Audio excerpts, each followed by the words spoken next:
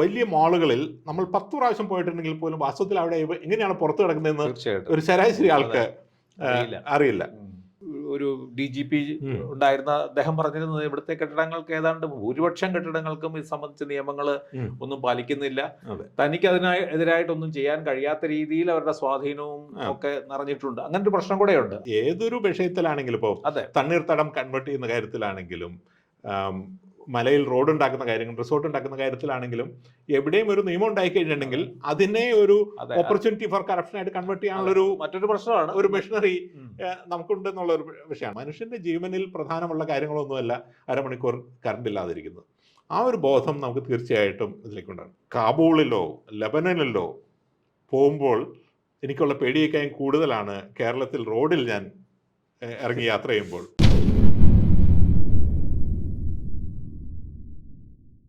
ഈ മുരളി അതുപോലത്തെ പലതരം അപകടങ്ങളെ പറ്റി പറയുമ്പോൾ കേരളത്തിലെ ഈ മുരളി പലതവണ എഴുതിയിട്ടുള്ളതാണ് ഒരു ഫയർ ആക്സിഡന്റ്, ഒരു വലിയ അഗ്നിബാധ മൂലമുണ്ടാകാനുള്ള അപകടങ്ങളെക്കുറിച്ച് കേരളം ജാഗ്രത പാലിക്കേണ്ട സമയം അതിക്രമിച്ചിരിക്കുന്നു. കേരളത്തിൽ എപ്പോൾ വേണമെങ്കിലും സംഭവിക്കാവുന്ന ഒരു വലിയ സംഭവമാണ്.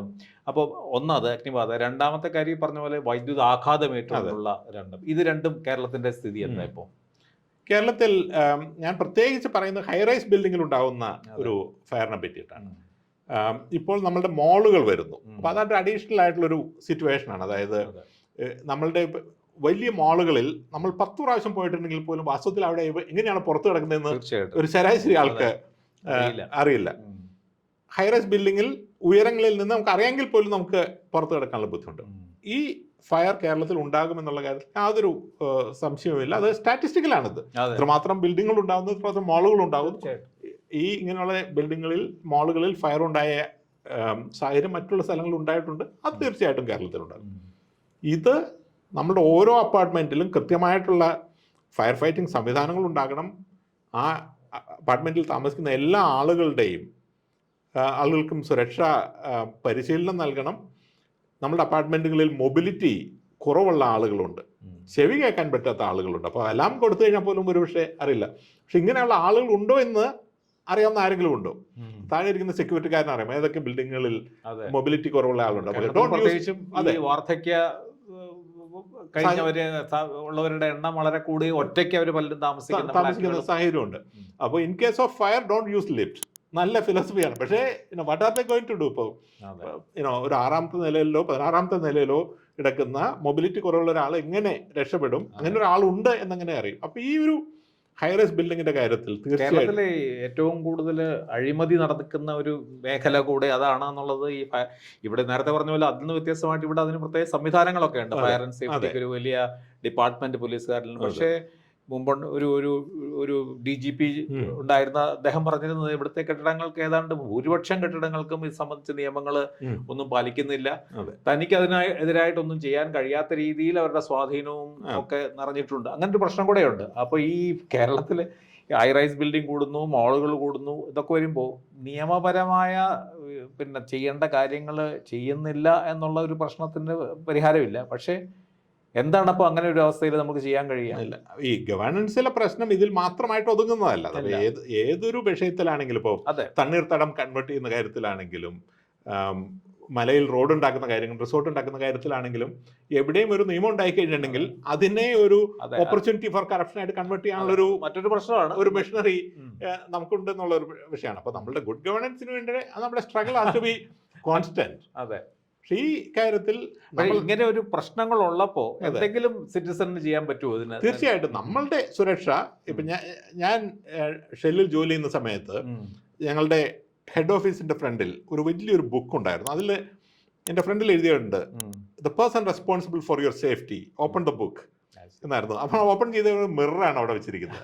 അപ്പോൾ then you know, നിങ്ങൾ തന്നെയാണ് സുരക്ഷയ്ക്ക് ഏറ്റവും ഉത്തരവാദിത്തപ്പെട്ട ആൾ. അപ്പോൾ ഇത് നമ്മൾ മനസ്സിലാക്കണം. നമ്മളൊരു അപ്പാർട്ട്മെൻറ്റിലാണ് താമസിക്കുന്നതെങ്കിൽ നമ്മൾ തീർച്ചയായിട്ടും അവിടുത്തെ സുരക്ഷാ സംവിധാനങ്ങൾ ഉണ്ടെങ്കിൽ നമ്മളുടെ വീട്ടിൽ എന്തെങ്കിലും വൾണറബിൾ ആയിട്ടുള്ള ആളുകളുണ്ടോ, നമ്മളുടെ വീട്ടിൽ നിന്ന് ഒരു അഗ്നിബാധ ഉണ്ടാകാനുള്ള സാധ്യതയുണ്ടോ, ഇതെല്ലാം നമ്മൾ തീർച്ചയായിട്ടും മനസ്സിലാക്കിയിരിക്കണം.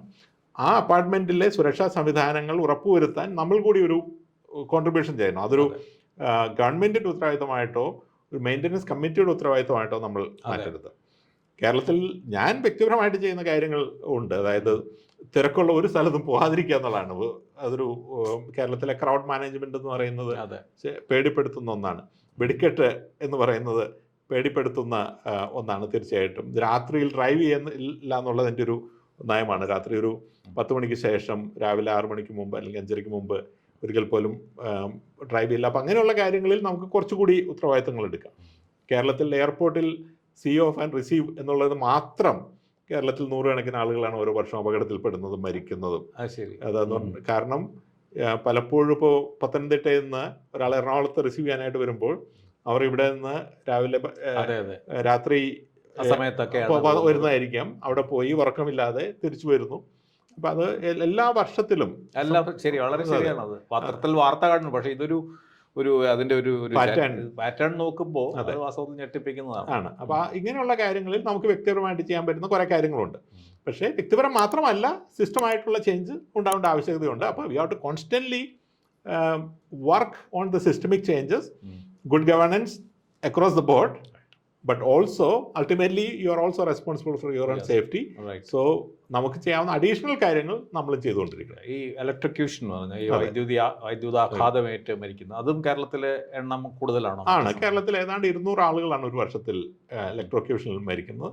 ഭൂരിഭാഗവും വീടുകളിൽ അല്ലെങ്കിൽ ഓഫീസുകളിലാണ് നടക്കുന്നത്. പക്ഷേ നമ്മൾ എന്നെ അതിശയപ്പെടുത്തുന്നത് കേരളത്തിലെ ഇലക്ട്രിസിറ്റി ബോർഡ് എടുത്തു കഴിഞ്ഞിട്ടുണ്ടെങ്കിൽ അത് പ്രൊഫഷണലായിട്ട് ഇലക്ട്രിസിറ്റിയെ കൈകാര്യം ചെയ്യുന്ന ഓരോ ദിവസവും ഇലക്ട്രിസിറ്റി കൈകാര്യം ചെയ്യുന്ന ആളുകളാണ്. അവിടെ തന്നെ ഏതാണ്ട് 20-30 ഇടയ്ക്ക് ആളുകൾ ഓരോ വർഷത്തിലും മരിക്കുന്നുണ്ട്. ഇലക്ട്രിസിറ്റി ബോർഡിന്റെ ജീവനക്കാർ. ബോർഡിന്റെ ജീവനക്കാർ എന്ന് പറയുമ്പോൾ നമ്മൾ ബോർഡിന്റെ ജീവനക്കാരും കരാർ ജീവനക്കാരും ബോർഡിന് വേണ്ടി ഇലക്ട്രിസിറ്റിയിൽ ജോലി ചെയ്യുന്ന അപ്പോൾ ഒരു മാസത്തിൽ 2 പേരോ ശരാശരി മരിക്കുന്നുണ്ട്. ഇത് മറ്റുള്ള പ്രൊഫഷണലായിട്ട് സേഫ്റ്റി കൈകാര്യം ചെയ്യുന്ന രാജ്യങ്ങളുടെ സ്റ്റാൻഡേർഡ് നോക്കി കഴിഞ്ഞെങ്കിൽ അതിൻ്റെ 10 ഇരട്ടി മരണങ്ങളാണ് ഇവിടെ നടക്കുന്നത്. അപ്പോൾ നമുക്ക് തോന്നുന്നുണ്ടാവും, ഇപ്പോൾ നമ്മൾ പണ്ട് പറഞ്ഞില്ല ആനച്ചോറ് കുറച്ചോറ് എന്നൊക്കെ പറയുന്ന പോലെ ഇലക്ട്രിസിറ്റി ആയിട്ട് ജോലി ചെയ്താൽ മരണം ഉണ്ടാവും. അങ്ങനെയൊന്നുമല്ല. ഇലക്ട്രിസിറ്റി എന്ന് പറയുന്നത് സുരക്ഷിതമായി കൈകാര്യം ചെയ്യാവുന്ന ഒരു കാര്യം തന്നെയാണ്. ഓസ്ട്രേലിയയിലെ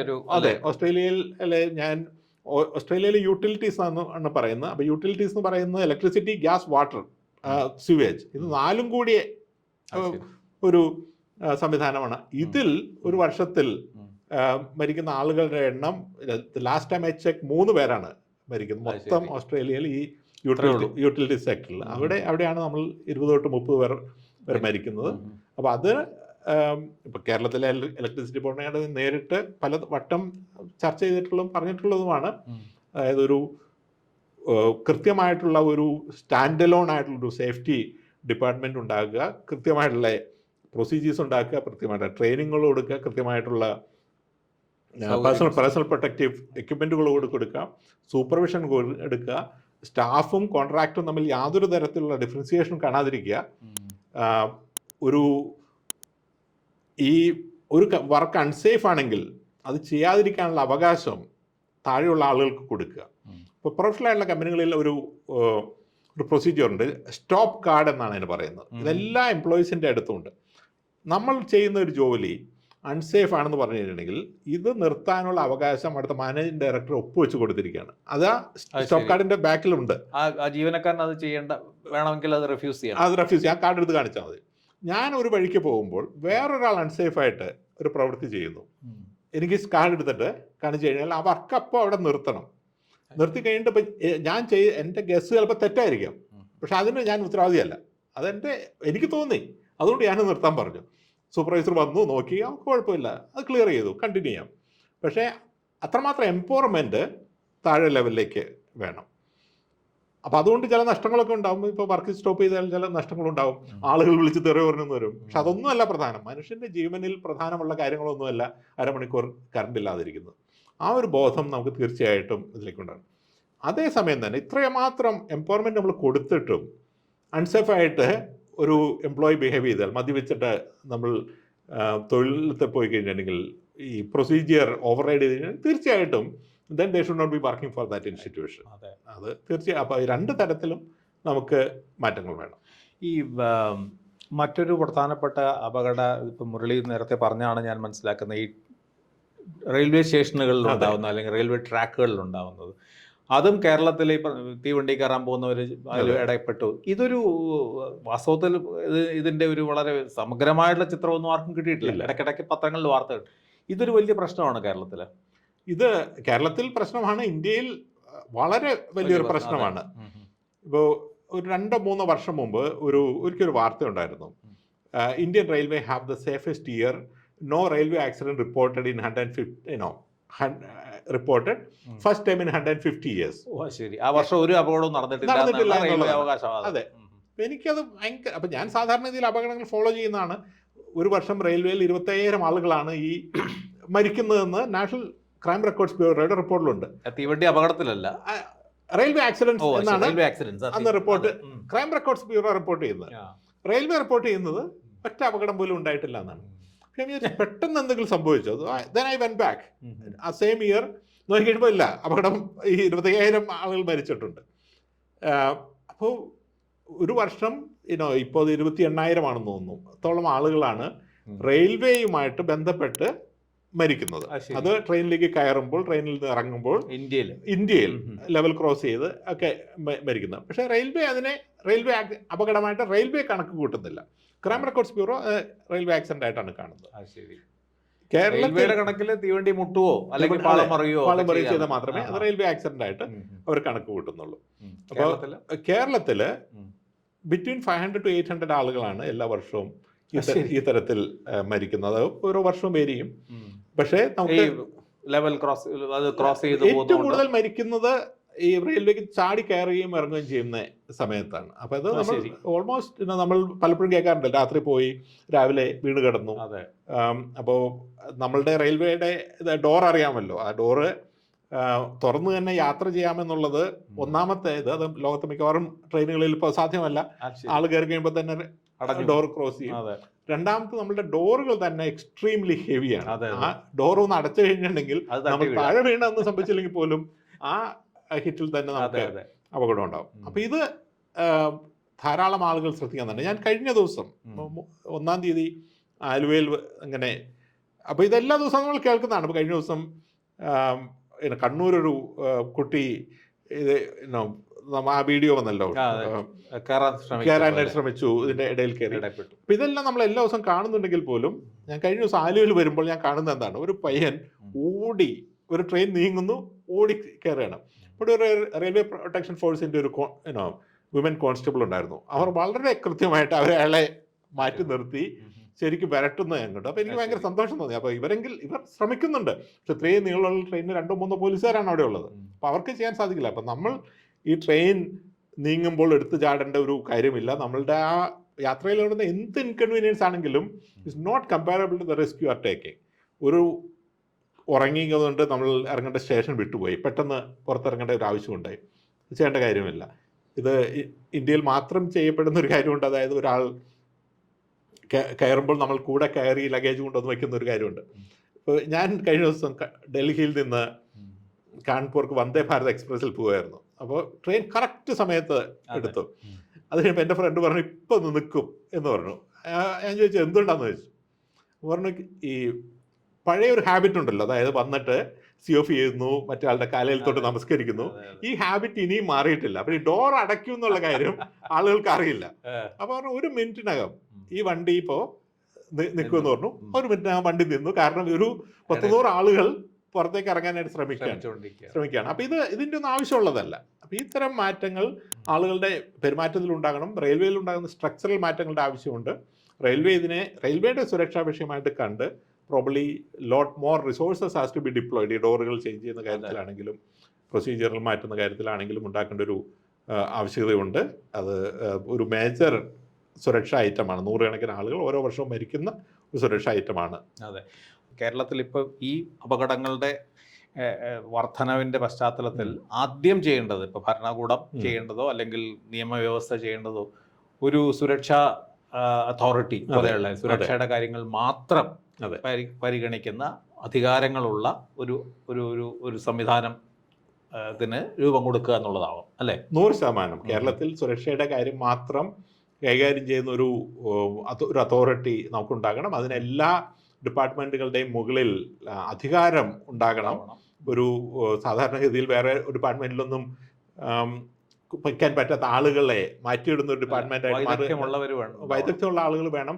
അധികാരത്തിന്റെ പരിധി മറ്റുള്ളവരെക്കാളും കൂടുതലായിരിക്കണം. ഞാൻ UK കാര്യം പറഞ്ഞല്ലോ, പോലീസിനും മുകളിലാണ് ഹെൽത്ത് ആൻഡ് സേഫ്റ്റി എക്സിക്യൂട്ടീവിന്റെ അധികാരം. ആ തരത്തിൽ കൂടുതൽ അധികാരമുള്ള ഒരു സംവിധാനം വേണം. കേരളത്തിൽ നടക്കുന്ന ഓരോ അപകടങ്ങളും കൃത്യമായി മോണിറ്റർ ചെയ്യുന്ന ഒരു സംവിധാനം ഉണ്ടാക്കണം. അത് മരണമുണ്ടാകുന്ന അപകടങ്ങൾ മാത്രമല്ല, അതിൻ്റെ താഴെയുള്ള അൺസേഫ് ബിഹേവിയർ എന്ന് പറയുന്ന തലത്തിൽ തന്നെ. ഇപ്പോൾ മദ്യപിച്ച് വണ്ടി ഓടിക്കുക എന്നുള്ളത് എത്രമാത്രം കേരളത്തിൽ സംഭവിക്കുന്നു. പക്ഷേ അപകടം ഉണ്ടായിക്കഴിയുന്ന സ്റ്റാറ്റിസ്റ്റിക്സ് എടുത്തു കഴിഞ്ഞാൽ ലോകത്തിൽ ഏറ്റവും കുറച്ച് മദ്യപിച്ച് അപകടമുണ്ടാക്കുന്ന സ്ഥലമാണ് കേരളം. 40,000 അപകടങ്ങളിൽ 400 അപകടങ്ങളാണ് മദ്യപിച്ചുണ്ടാകുന്നത്. അതിൻ്റെ കാരണം എനിക്ക് 100% ഉറപ്പായിട്ട് പറയാൻ പറ്റും, അത് മദ്യപിച്ച് അപകടം ഉണ്ടാകാത്തതുകൊണ്ടല്ല, വേണ്ടത്ര മോണിറ്ററിങ് ആ രംഗത്ത് നടക്കാത്തതുകൊണ്ടാണ്. മറ്റുള്ള രംഗങ്ങളിലും അത് ഉറപ്പാണ്, നമ്മൾ കൃത്യമായിട്ട് അന്വേഷിച്ചിട്ടുണ്ടെങ്കിൽ കാണാൻ സാധിക്കും. അപ്പോൾ എല്ലാ ഡേറ്റയും ഉണ്ടാകണം. ഈ ഡേറ്റ ആളുകളിലേക്ക് കൃത്യമായിട്ട് കമ്മ്യൂണിക്കേറ്റ് ചെയ്യപ്പെടണം.